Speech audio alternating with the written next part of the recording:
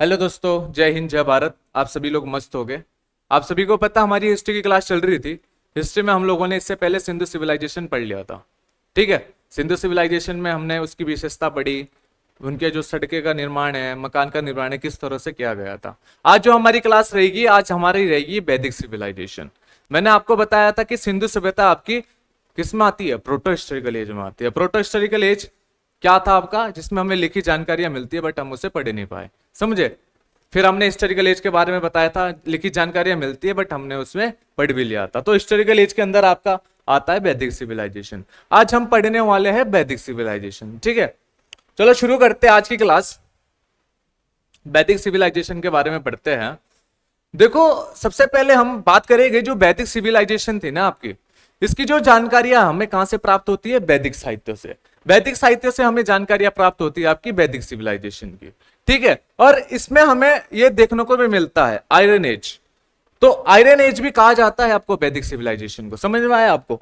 वैदिक सिविलाइजेशन को iron age भी कहा जाता है। और दूसरी बात, हमें वैदिक साहित्य से वैदिक सिविलाइजेशन की जानकारियां प्राप्त होती है। इतनी बात समझ में आई। और दूसरा, हमें यहाँ पे ग्रामीण सभ्यता की जानकारियां भी मिलती है।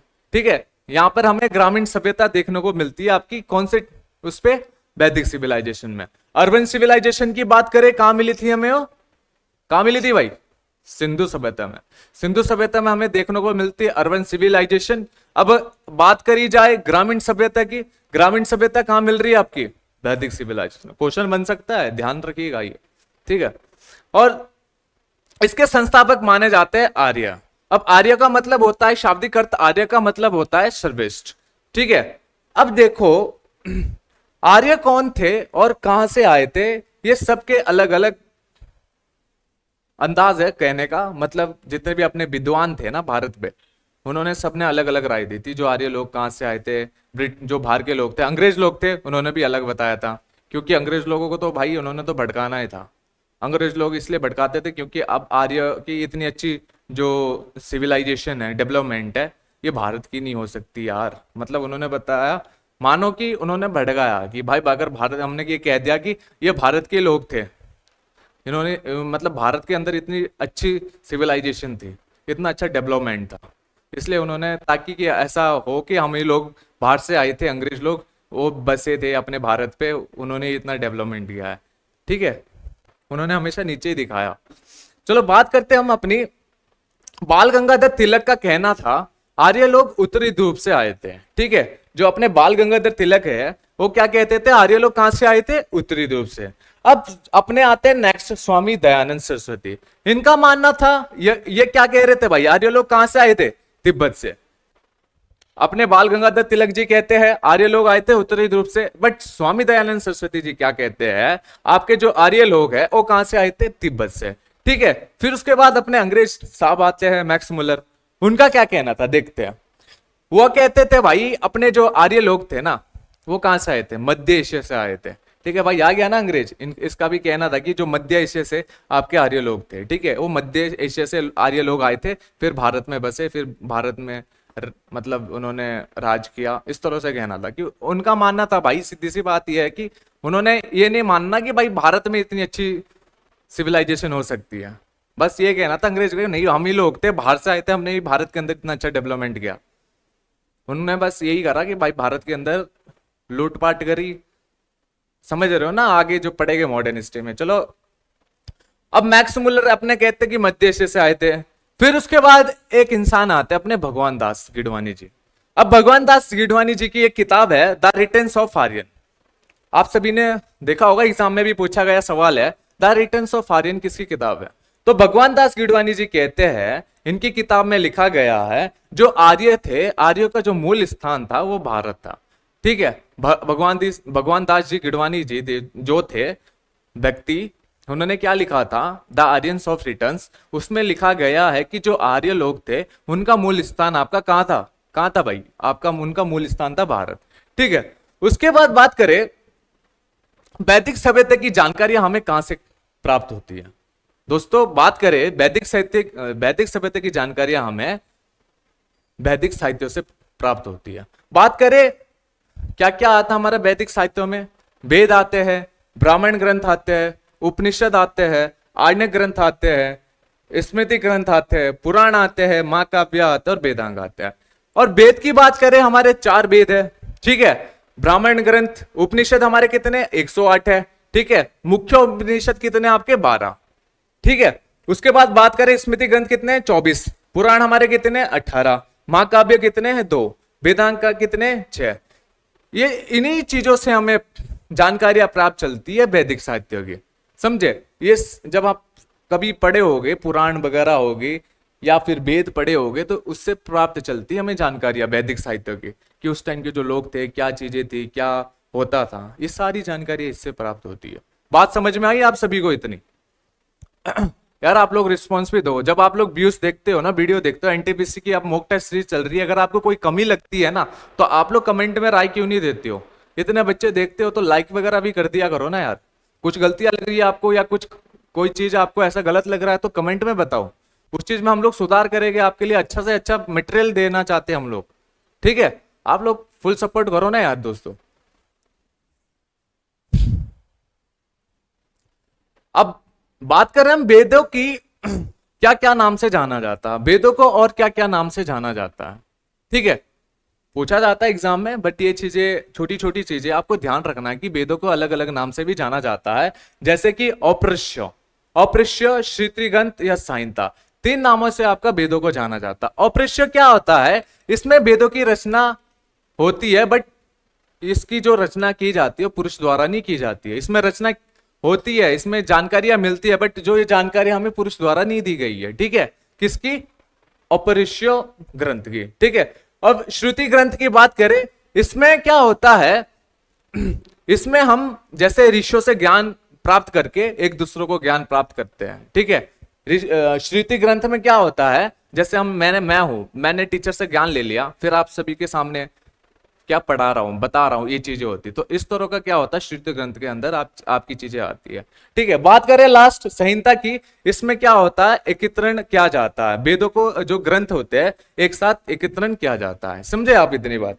आई बात समझ में? इतनी बात समझ में आई आप सभी को? देखो यार, चीजों को ना रिलेट करके समझा करो, ठीक है। आई बात समझ में? देखो आप लोगों को चीजें है ना, एग्जाम में पूछ लेते हैं, ये चीजें छोटी छोटी चीजें आपको याद रहनी चाहिए, ठीक है। अब बात करें वेदों को एकत्रण करता कौन थे, ये पूछ लेगा आपके एग्जाम में, कौन थे भाई?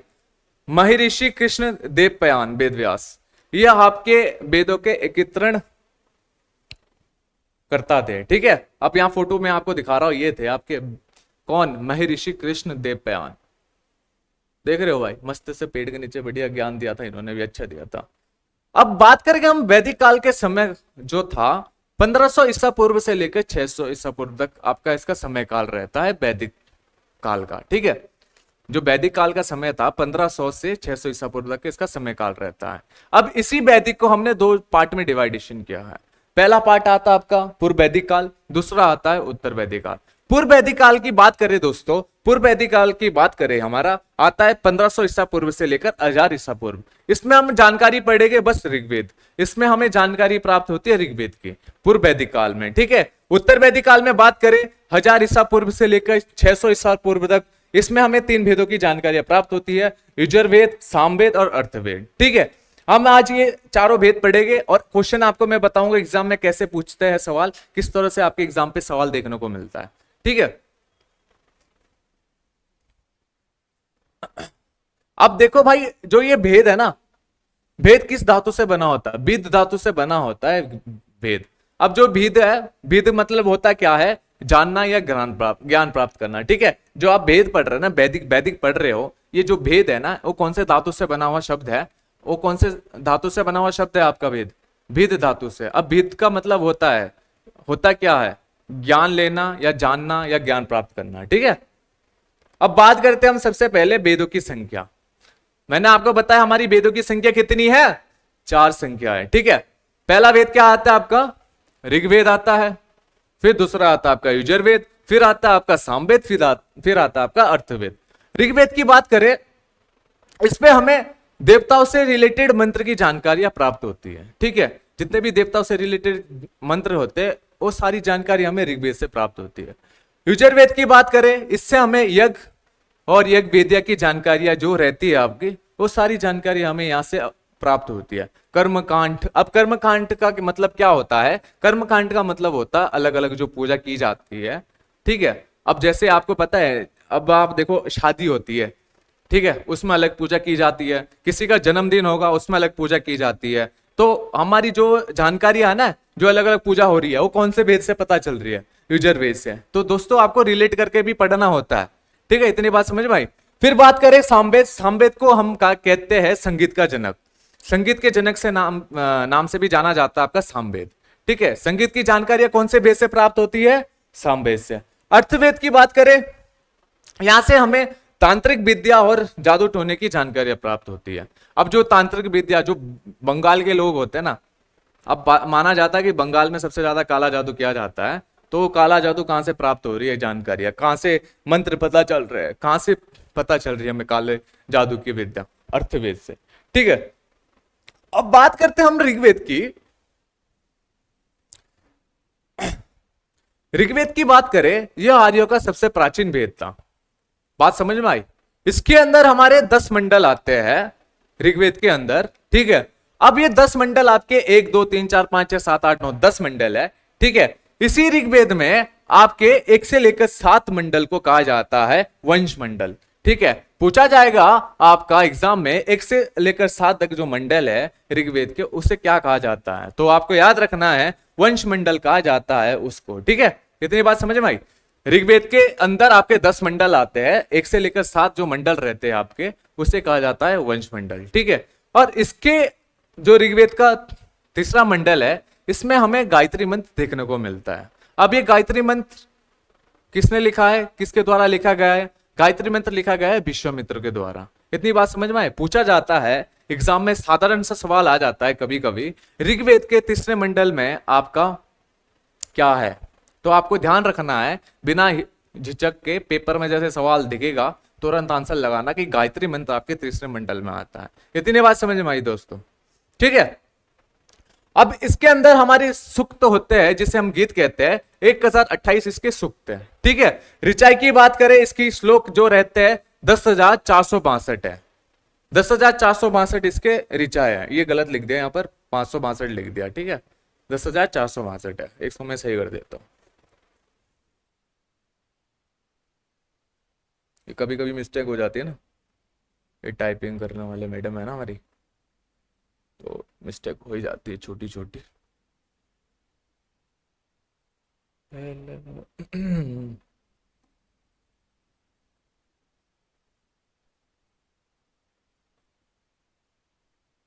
ये वैसे काट पे समझ में आया? कितनी ऋचा है इसमें ऋग्वेद में? 10,462। इतनी बात समझ में आई? ठीक है दोस्तों, 10,462 ऋचा है इसमें ऋग्वेद में। पूछा जाता है कि ऋग्वेद में आपकी कितनी ऋचा है? ऋचा क्या होती है? आपकी श्लोक्स। इतनी बात समझ में आई? हमारे 10 मंडल देखने को मिलते हैं। आर्यों का सबसे प्राचीन वेद ऋग्वेद था, ठीक है। आपके तीसरे मंडल में हमारा गायत्री मंत्र है, ठीक है। अब गायत्री मंत्र किसके द्वारा लिखा गया है? विश्वामित्र उसके जनक थे, ठीक है। अब 1 से लेकर जो 7 मंडल है आपके, उससे हम वंश मंडल कहते हैं ऋग्वेद के अंदर, ठीक है। अब सुतक की बात करें, सुक्त जो होता है आपको सुक्त, जिसे हम गीत कहते हैं, सुक्त कितने हैं आपके? 1028, ठीक है दोस्तों। अब नेक्स्ट जो भेद आता हमारा, ये देखो,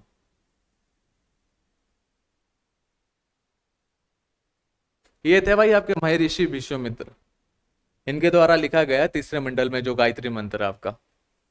अब नेक्स्ट वेद आता हमारा यजुर्वेद।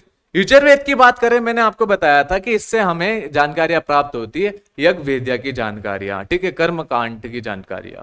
यज्ञ वेद्या जो आपको बताया, यज्ञ वेद्या की जाती है। दूसरा कर्म कांड, अलग अलग पूजा होती है, हर चीज के लिए अलग अलग पूजा की जाती है, ठीक है। आपको पता है कि जैसे शादी में शादी में अलग पूजा की जाती है, किसी की शादी हो रही है उसमें अलग पूजा होगी, किसी का जन्मदिन है उसमें अलग पूजा, हर चीज में अलग अलग पूजा जो जानकारियां हैं हमें वो यजुर्वेद से प्राप्त होती है। इतनी बात समझ में आई आप सभी को? अब इसकी बात करें, इसमें कितने मंडल आते हैं आपके? 40 मंडल आते हैं, और मंत्र कितने आते हैं? 1990, ठीक है। यजुर्वेद के अंदर आपके 40 मंडल और 1990 मंत्र आते हैं। अब इसी यजुर्वेद को आपको इसी यजुर्वेद को आपके दो भाग में बांटा गया। बात करें, पहला भाग आता है शुल्क, ठीक है, दूसरा आता है कृष्ण यजुर्वेद। शुक्ल यजुर्वेद की बात करें, इसमें हमें बस पद की जानकारियां प्राप्त होती है, ठीक है। और उत्तर भारत में सबसे प्रचलित है ये आपका शुक्ल यजुर्वेद। अब ये पद क्या होता है, ये एक छंद होती है, कविता की तरह इसमें जो मंत्र रहते हैं वो देखने को मिलता हमें शुक्ल यजुर्वेद में। समझ में आया? अब कृष्ण यजुर्वेद की बात करें, कृष्ण यजुर्वेद में हमें गद और पद दोनों देखने को मिलते हैं। अब इसमें हमें क्या है, कविता भी मिल रही है और दूसरा गद क्या होते हैं, कहानी के तौर पे जैसे मंत्र होते हैं ना, वो देखने को मिलते हैं हमारा किसमें, कृष्ण यजुर्वेद में। इतनी बात समझ में आई? अब एग्जाम में क्या सवाल आपका बनेगा दोस्तों, एग्जाम में आपका सवाल बनेगा गद और पद की जानकारियां हमें कौन से भेद से प्राप्त होती है। तो आपको मैंने बताया गद और पद की जानकारियां कौन से भेद से प्राप्त होती है, यजुर्वेद से, ठीक है। यजुर्वेद से आपको जानकारियां प्राप्त चलती है गद और पद की। इतनी बात समझ में आई? अगर एग्जाम में ऐसा आ जाए कि गद और पद की जानकारियां हमें कौन से उससे प्राप्त होती है, ऑप्शन में होगा ऐसे शुक्ल यजुर्वेद या फिर कृष्ण यजुर्वेद या फिर अर्थवेद या सामवेद, तो आपको बिना हिचक के लगाना, मैंने बताया अभी कृष्ण यजुर्वेद में आपको गद और पद की जानकारियां प्राप्त होती है, ठीक है ना। अगर पूछा जाए गद और पद की जानकारी कहां से प्राप्त होती है, फिर अगर आपके ऑप्शन ऐसे है ऋग्वेद, अर्थवेद, सामवेद या यजुर्वेद, तो तुरंत लगाना यजुर्वेद। अगर थोड़ा और डिटेल में अगर आपका अंदर मतलब क्वेश्चन आता है, बिल्कुल अंदर पूछा जाएगा, तो इस तरह से ऑप्शन होगा कृष्ण यजुर्वेद, तो आपको बिल्कुल बिना हिचक के कृष्ण यजुर्वेद लगाना है, ठीक है। अब नेक्स्ट आता हमारा सामवेद। सामवेद की बात करें दोस्तों, इसे हम संगीत का जनक भी कहते हैं सामवेद को, ठीक है। क्यों कहते हैं भाई? क्योंकि हमें इससे संगीत की जानकारियां प्राप्त होती है, ठीक है। साम का मतलब ही होता है गायन, ठीक है, साम का मतलब ही होता है गायन, इसलिए हम कहते हैं कि जो आपका कौन सा सामवेद है, इसीलिए हम इसे कहते हैं कि ये संगीत का जनक है, ठीक है। अब इसमें बात करें, इसके कुल मंत्र कितने हैं, 1549, ठीक है। और मूल मंत्र इसके कितने अपने 75। भाई इसके जो अपने मंत्र है ना टोटल कितने हैं, 75 है। बाकी जो मंत्र है ना, बाकी दूसरे भेदों से बिल्कुल छाप दिए गए हैं। इसके अपने टोटल कितने मंत्र है, 75, किसके, सामवेद के। अब अगला आता हमारा अर्थवेद। अब अर्थवेद की रचना पता किसने की थी, ये देख रहे हैं भाई, फोटो दिख रहा होगा आप सभी को, देखो ये अर्थव ऋषि थे, इनके द्वारा ही अर्थवेद की रचना की गई थी, ठीक है। जो आपका तांत्रिक वगैरह रहते हैं ना वेस्ट बंगाल में, जो काला जादू कहते हैं कि जादू टोना कर देंगे हम, वो भस्म कर देंगे, आजकल के काला जादू बहुत फेमस हो रहे हैं, ठीक है। आजकल क्या चलता ही है, काला जादू वगैरह बहुत करते हैं लोग, होता है। तो काला जादू जो प्रक्रिया होती है ना, वो हमें यहाँ से पता चलती है, जितने भी मंत्र वगैरह रहते हैं आपके काला जादू से रिलेटेड, ठीक है। तो हम बात करें अपने अर्थव ऋषि के द्वारा अर्थवेद की रचना की गई थी। अब अर्थवेद में हमें तांत्रिक या जादू टोना की जानकारियां प्राप्त होती है। बात करें इसमें कितने मंडल आते हैं आपके, 20 मंडल आते हैं अर्थवेद के अंदर, ठीक है। अब इसमें इसके जो सुकत है, गीत जिसे हम कहते हैं सुकत, इसके टोटल कितने, 781 इसके सुकत है, ठीक है। मंत्र कितने हैं, 5841 इसके टोटल मंत्र है, ठीक है दोस्तों। मैंने आपको बताया इसके मंत्र कितने हैं, 5841 इसके टोटल मंत्र है, और इसके जो मंडल है 20 मंडल है। इसमें आपका एग्जाम में सवाल पता कैसे बनेगा, एग्जाम में बस जो मंत्र बता रहा हूं वो तो सवाल नहीं बनेगा, मंडल याद रख लेना इसका, ठीक है। मंडल पूछ लेगा अगर आपके एग्जाम में, क्वेश्चन आपका सीधा सा सवाल सा साधारण सा सवाल ऐसा बनेगा, एग्जाम में बनता भी है, देखने को मिलता है बच्चों को। पूछा जाता है कि तांत्रिक प्रक्रिया जो होती है वो हमें कौन से भेद से पता चलती है। ऑप्शन होता है अर्थवेद, यजुर्वेद, सामवेद या फिर इनमें से कोई नहीं। आपको पता है भाई अर्थवेद है, हमने पढ़ा हुआ है, अर्थव ऋषि के द्वारा इसकी रचना की गई थी, इसमें ही हमें तांत्रिक की जानकारियां प्राप्त होती है। तो आप बिना डरे आंसर लगा दोगे, ठीक है। कल की क्लास हमारी रहेगी, कल अपना ये टॉपिक कंप्लीट हो जाएगा वैदिक सिविलाइजेशन, फिर अपना अगला जो टॉपिक रहेगा बौद्ध जैन धर्म पढ़ेंगे, उसके बाद बौद्ध जैन धर्म के बाद अपना महाजनपद जितने भी आर्य आए थे उनके बारे में पढ़ेंगे, ठीक है दोस्तों। यूट्यूब में आपके लिए डेली क्लासेस चल रही है, आपको भी मतलब वो रहना चाहिए यार, रिस्पॉन्स रहना चाहिए, आप लोग भी रिस्पॉन्स करो, ठीक है दोस्तों। कल मिलते हैं फिर। जय हिंद, जय भारत।